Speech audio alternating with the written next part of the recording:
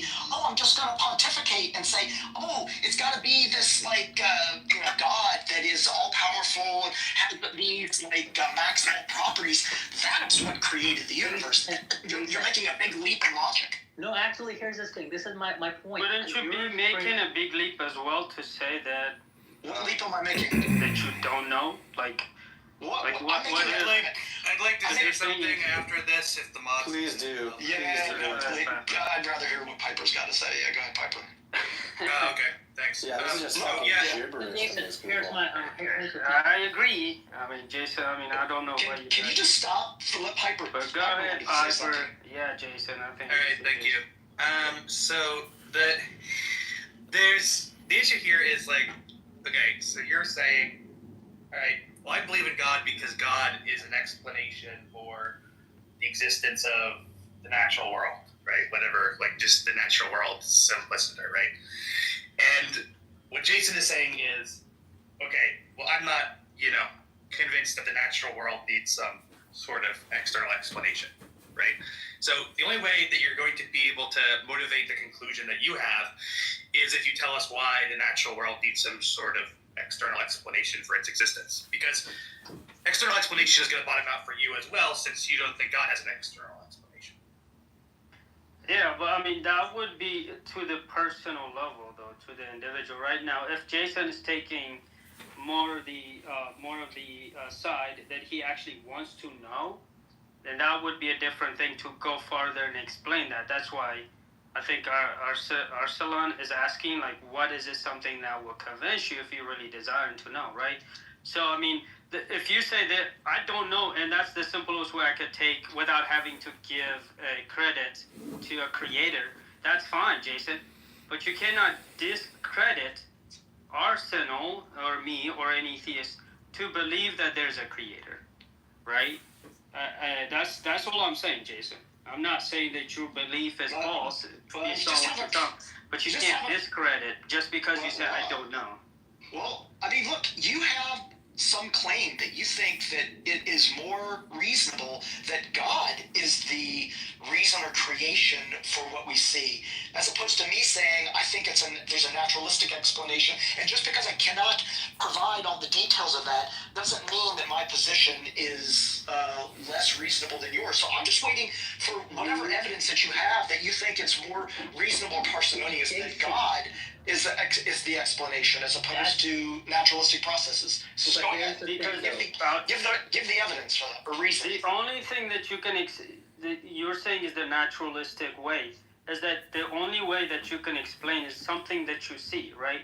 And that the theists are saying, right, something that's outside of the unseen world, right, the unseen thing.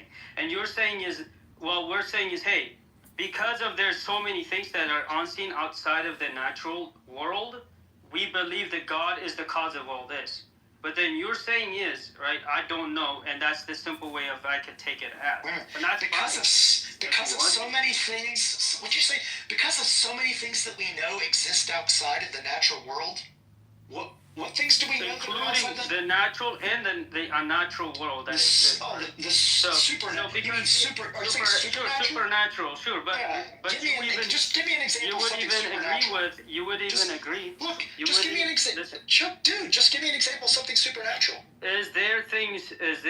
Why are you giving a question? Why are you asking a question?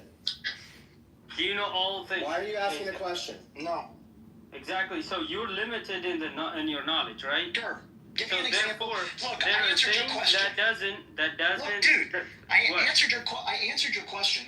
You talked about something supernatural. Give me an example of something supernatural. I'm a Christian, so I would say the scripture presents angel, right? And the things also God Himself is a supernatural being that we can. What evidence do you have that angels exist? If I have evidence, right, if I can explain to you with my simple explanation, then it wouldn't be a supernatural thing. Okay, right? So it's just the reason that we're saying a God of the gaps that it's super. That's what I'm saying, right? You don't know a lot of things. You're limited in your knowledge, but you can simply say God doesn't exist. I think that's very contradiction. It's very contradiction. It's a contradictory word, to say that, right? What's contradictory? You know that you don't know everything, but you Right. know something. That's literally Wait a minute. what you're saying. Wait a minute. Maybe I should be clear. Like, my view is that I don't accept or believe in the proposition that God exists. That means that I don't believe that God exists. That's my view. It's a belief. I don't believe that God exists. I think that all the evidence that I see around me points to the fact that God does not exist. That doesn't mean that God, I guess God could exist.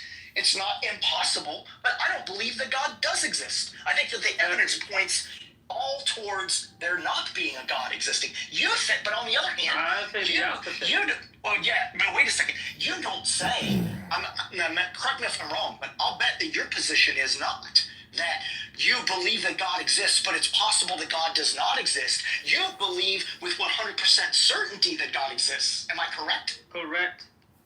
Oh, okay. So you believe with 100% certainty that God exists, and I say I don't believe that God exists, but I am open to exploring whatever options. Even you'd have to present, first of all, like for supernatural entities, you'd have to present a methodology that would allow me to evaluate whether something is supernatural or not.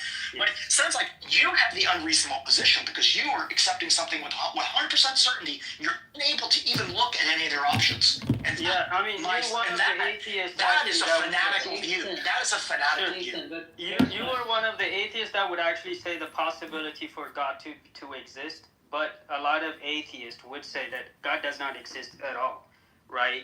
But with your understanding, listen, with your Most understanding, atheists take this kind of view. I mean, not that yes, they. Well, you can ask other atheists here. Not all. Yeah, you But, can ask other atheists here. Honey, would you believe the possibility God? I support Jason. What Jason said, I agree with Jason. Yeah, I do. Yeah. So You're not an atheist. You're not an atheist. Just hang on. No, I'm not. I am a theist, but here's the big disconnect here. People assuming that God is omniscient and omnipotent and created the universe. When people say that, well, you've obviously not read the Bible objectively because the universe is not even mentioned once. Unicorn is mentioned 9 times in the Bible. Universe, not once. It never says that God created the universe. Not the God of Abraham. Nor, how in the world would you think God is omniscient and omnipotent when he says, yeah, I regret making humans and now I'm going to kill them, most all of them off. Or, now I'm going to have to nuke Sodom and Gomorrah. No, he's working with these imperfect creatures in a process that he's trying to perfect into becoming noble so they take care of his creation. It's that simple. So, are you saying he didn't create the universe? I'm confused. No. Would you show me in the Bible where God created...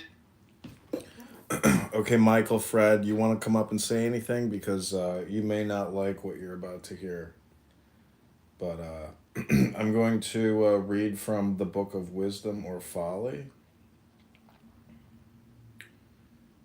and contrast what I'm about to read with what you just listened to.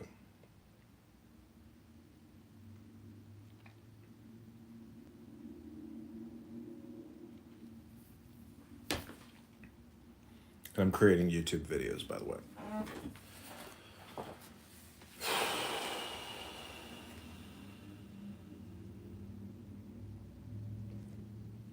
Okay, this is called On Certain Arts Magic.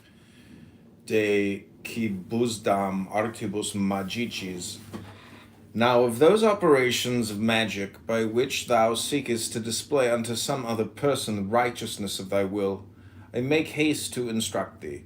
First, if thou have a reasonable link with him by word or letter, it is most natural simply to create in thyself as I have taught a child or bud will, and let that radiate from thee through the channel aforesaid. But if thou have no links, the case is otherwise, and is not easy. Here thou mayst make communication through others, as it were by relays, or thou mayst act directly upon his aura, by magical means such as the projection of thy synlaika. But unless he be sensitive and well attuned, thou mayst fare but ill. Yet even in this case thou mayst attain much skill by practice with intelligence. In the end it is better altogether to work wholly within thine own universe, slowly and with firm steps advancing from the center, and dealing one by one with those unharmonized parts of the not-self, which lie close to thee, and impinge upon thee. This therefore closeth the circle of my speech.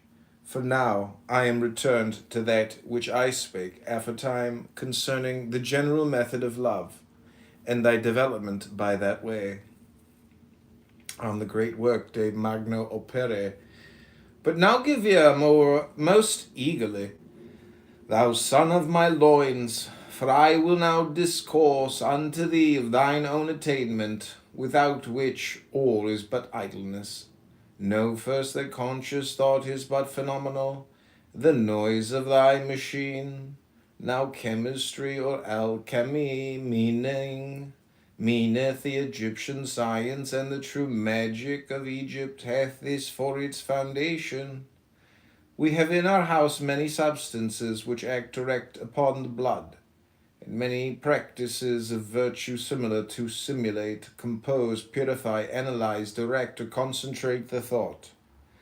Confer the book of the law, chapter 2, verse 22, but this action is subtle and of many modes, and dependeth heavily on the conditions of the experiment, whereof the first is thine own will therein.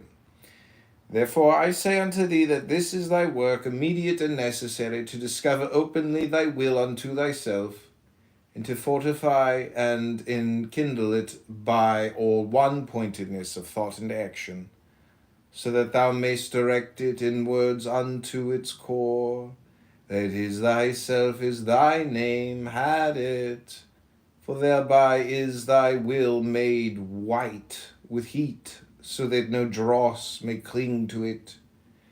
But this work is the great work, and standeth alone. On the steps to the great work, de gradibus ad magnum opus.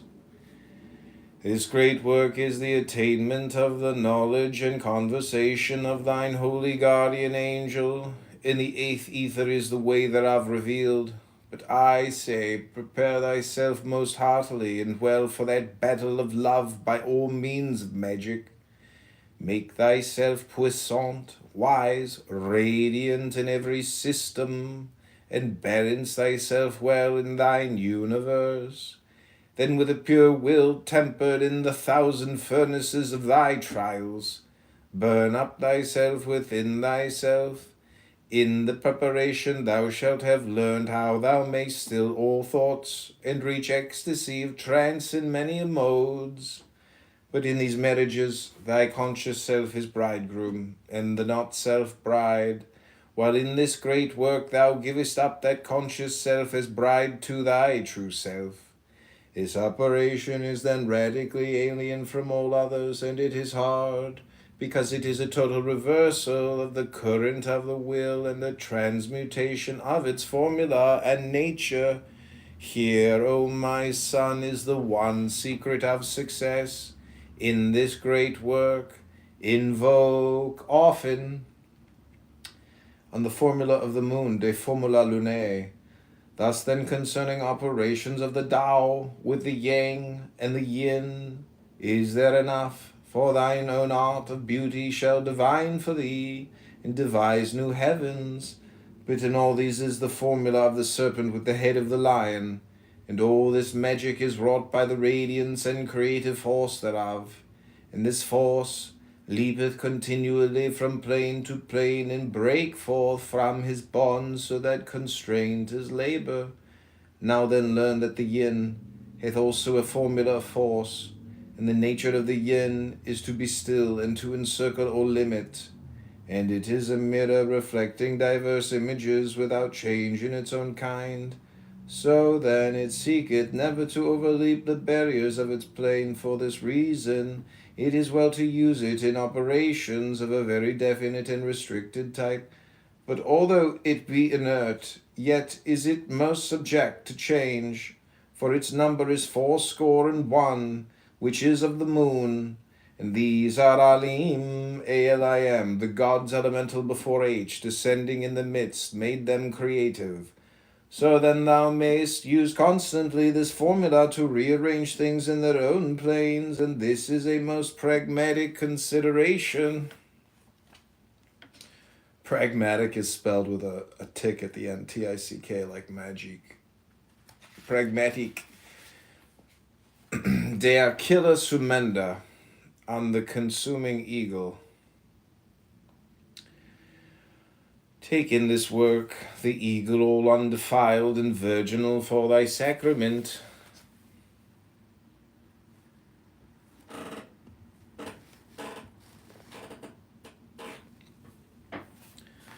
And thy technique is the magic of water, so that thine act is of nourishment and not of generation. Therefore the prime use of this art is to build up thine own nature. But if thou hast skill to control the mood of the eagle, then mayst thou work many an admirable effect upon thine environment. Thou knowest how great is the fame of witch women, old and without man, to cause events, although they create nothing. It is this straightness of the channel which giveth force to the stream.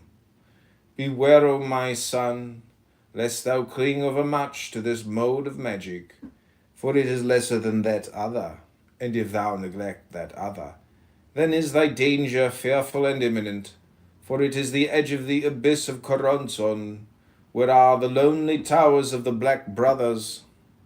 Also the formulation of the object in the eagle is by a species of intoxication, so that his nature is a dream or delirium, and thus there may be illusion. For this cause I deem it not wholly unwise if thou use this way of magic chiefly as a cordial, that is for the fortifying of thine own nature. On chemical agents according to the four elements. De medicinis secundum quatuor elementa.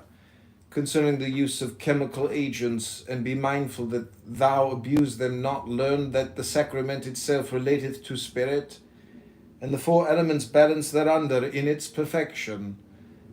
See also thy lion, himself hath a fourfold menstruum for his serpents. Now to fire belong cocaine, which fortifieth the will, loosening him from bodily fatigue. Morphine, which purifieth the mind, making the thought safe and slow and single.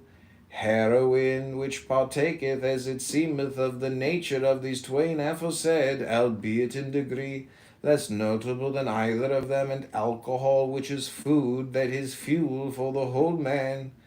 To water attribute hashish and mescal, for they make images, and they open the hidden springs of pleasure and of beauty. Morphine, for its ease, hath also a part in water, ere ruleth ethyl. Ethyl oxide, for it is a sword, dividing asunder every part of thee, making easy the way of analysis, so that thou comest to learn thyself of what elements thou art compact. Lastly, of the nature of earth are the direct hypnotics, which operate by repose, and restore thy strength by laying thee as a child in the arms of the great mother, I say rather of her material and physiological vice-regent.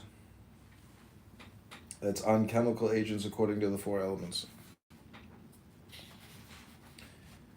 This is on the virtue of experience in this art.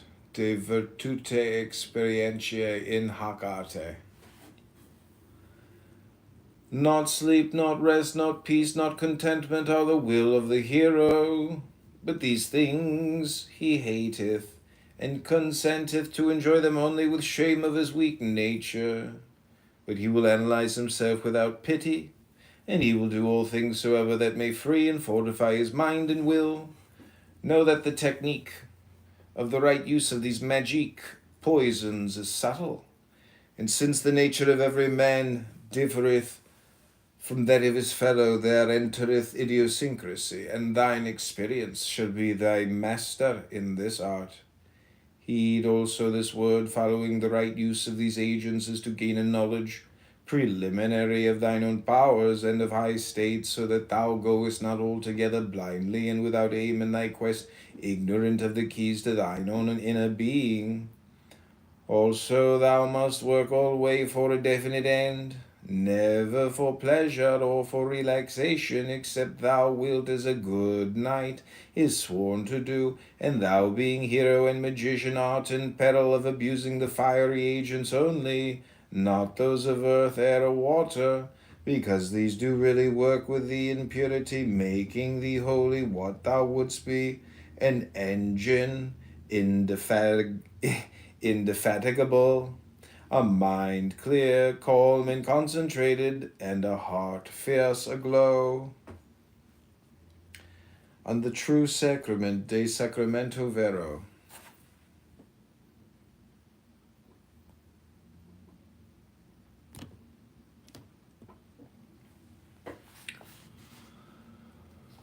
But in the sacrament of the Gnosis, which is of the Spirit, is there not hurtful, for its elements are not only food, but a true incarnation and quintessence of life, love, and liberty. And at its manifestation thy lion is consecrated by pure light of ecstasy. Also, as this is the strongest, so also it is the most sensitive of all things soever, and both proper and ready to take impressive will, not as a seal passively, but with true recreation in a microcosm thereof. And this is a God alive and puissant to create, and he is a word of magic, wherein thou mayst read thyself with all thine history and all thy possibility. Also as to thine eagle, is not this chosen by nature herself by her way of attraction, without which harmony, aesthetic and magnetic, thy lion is silent and inert, even as Achilles before his rage in his tent. Now also, therefore, I charge thee, O my son, to partake constantly of the sacrament, for it is proper to all virtue, and as thou dost learn to use it in perfection, thou wilt surpass all other modes of magic. Yea, in good sooth, no herb or potion is like unto this, supreme in every case, for it is the true stone of the philosophers, and the elixir and medicine of all things, the universal tincture, or menstruum of thine own will. On directing disciples de discipulis regendis, I will have thee to know moreover, my dear son, the right art of conduct with them whom I shall give thee for initiation, and the rule thereof is one rule. Do what thou wilt shall be the whole of the law. See thou constantly to it that this be not broken, especially in the section thereof. I dare say so, which readeth mind thine own business. This is of application equally to all. And the most dangerous man or woman, as hath occurred, or I err, is the busybody. Oh, how ashamed are we, and moved to indignation, seeing the sins and follies of our neighbors. Of all the occasions of this grievance, the most common is the desire of sex unsatisfied. And thou knowest already, even in thy young experience, how in that delirium the wheel of the whole universe appeareth of no account. Do thou then wean thy babes from that simplicity, and instil the sense of true proportion, for verily this is a way of madness, love, unless it be under will. And the cure of this madness is not so good as its prevention, so that thou shouldst be beforehand with these children, showing them the right importance of love, how it should be a sacred right, exalted above personality, and a fire to enlighten and serve man, not to devour him. And certain diseases of disciples. De quibusdam morbis discipulorum. And thus, if any babe of thine be ill at ease, look closely first whether this love be not the root of his distemper. Watch also idleness, For whoso presseth eagerly forward in will heedeth little the affairs of his fellows. O my son, if every man doth his own will, there is no more to say. But the busybody nor mindeth his own business, nor leaveth others to mind theirs. Be thou instant therefore with such an one to cure him by enlightening his will, spending and speeding him therein. Remember also that if one speak ill of another, the fault is first of all in himself. For we know not but that which is within us. Did not the great witch-finder end by confessing that he also was a sorcerer? We become that which obsesseth us, either through extreme hate or extreme love. Knowest thou not how the one is a symbol of the other? For this reason, since love is the formula of life, we are under bond to assimilate in the end that which we fear or hate. So then we shall be wise to mold all things within ourselves in quietness and modulation. But above all, must we use all to our own end, adapting with adroitness even our weakness to the work. And watching for faults in the house.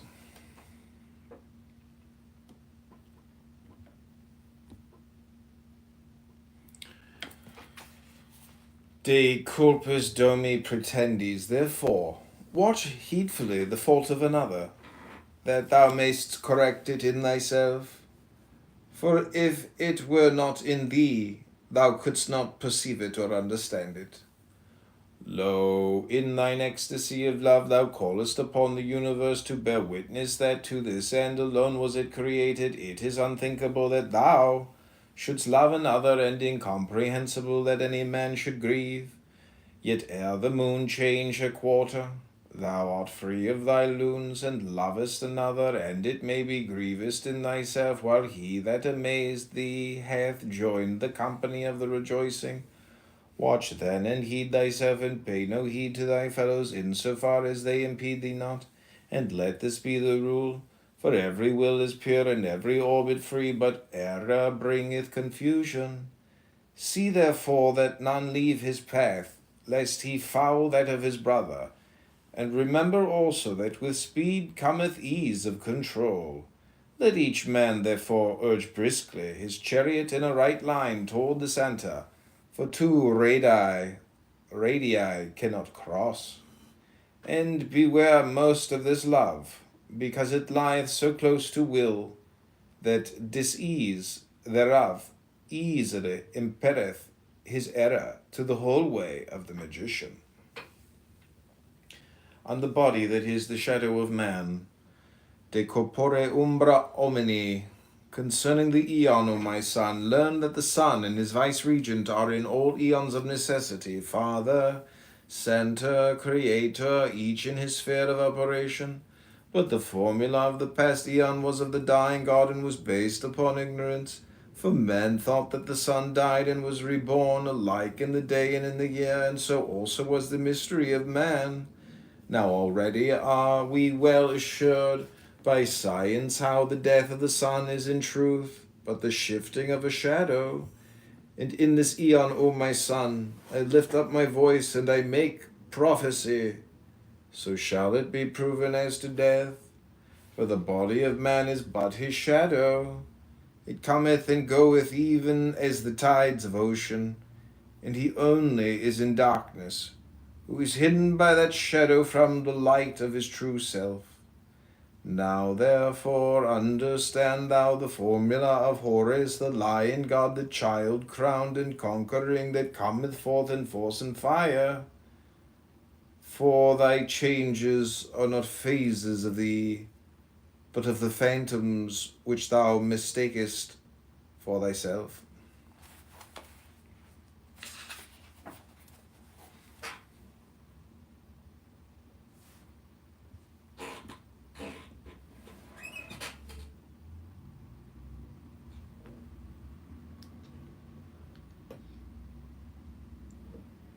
Could you be convinced otherwise? I doubt it. actually. I mean, I was basically atheistic before then. My parents were not particularly religious. I was not raised with any knowledge of any particular religion. Yeah, I'm just saying, like, you know, I don't know your personal experience, but if like you had a near-death experience and like you know you, like a lot of people have like were death or near death, like no vital signs, and they report that they had some type of experience, and then they were revived, and that led them to believe in a God. Is that something similar, like with you? Like you had a near-death experience, and it was something like that, and now you believe in a God or something like that. Is that right? That is correct. The